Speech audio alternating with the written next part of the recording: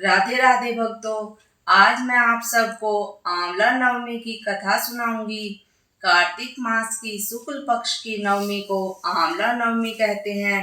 जैसे नाम से पता ही चलता है कि इस दिन आंवला वृक्ष की पूजा की जाती है। व्रत को रखने का विधान: प्रातः स्नान करके शुद्ध आत्मा से आंवले के वृक्ष के नीचे पूर्व दिशा में बैठकर पूजन करना चाहिए।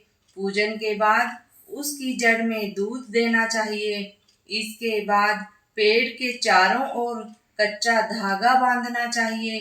कपूर बाती या शुद्ध घी की बाती से आरती करते हुए 7 बार परिक्रमा करनी चाहिए।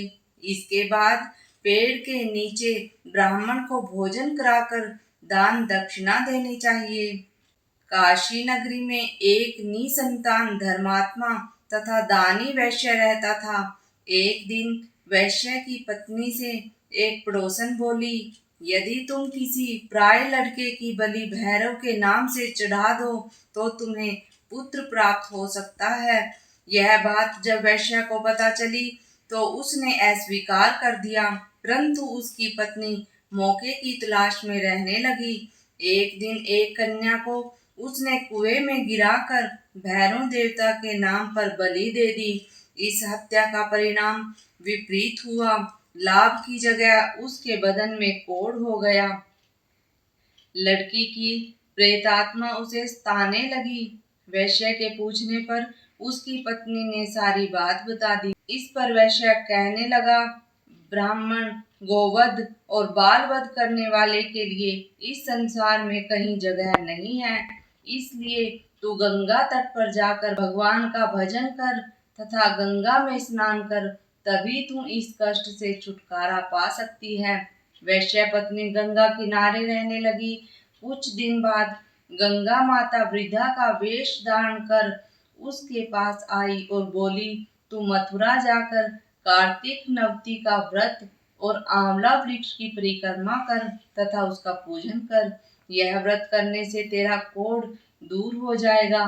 वृद्धा की बात मानकर वैश्यपति से आज्ञा लेकर मथुरा जाकर विधि पूर्वक आंवला का व्रत करने लगी। ऐसा करने से वह भगवान की कृपा से दिव्य शरीर वाली हो गई और उसे पुत्र की प्राप्ति हुई।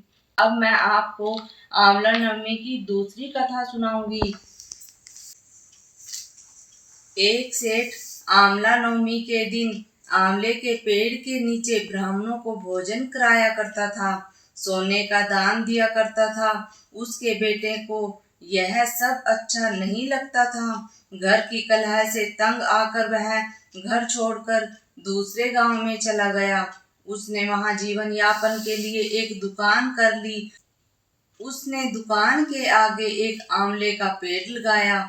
उसकी दुकान खूब चलने लगी। वह यहाँ भी आंवला नवमी का व्रत करने लगा और ब्राह्मणों को भोजन तथा दान का कार्यक्रम चालू रखा। बेटों का कार्य ठप हो गया। उनकी समझ में यह बात आ गई कि हम तो पिताश्री के भाग्य से ही रोटी खाते थे।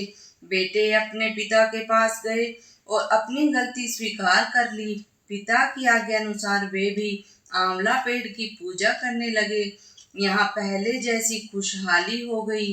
इसलिए कार्तिक मास की शुक्ल पक्ष की नवमी को हम सबको आंवला नवमी का व्रत जरूर करना चाहिए। और यह कार्तिक का महीना बहुत ही पावन और पवित्र महीना होता है। इस महीने में दान दक्षिणा का बहुत ही ज्यादा महत्व होता है।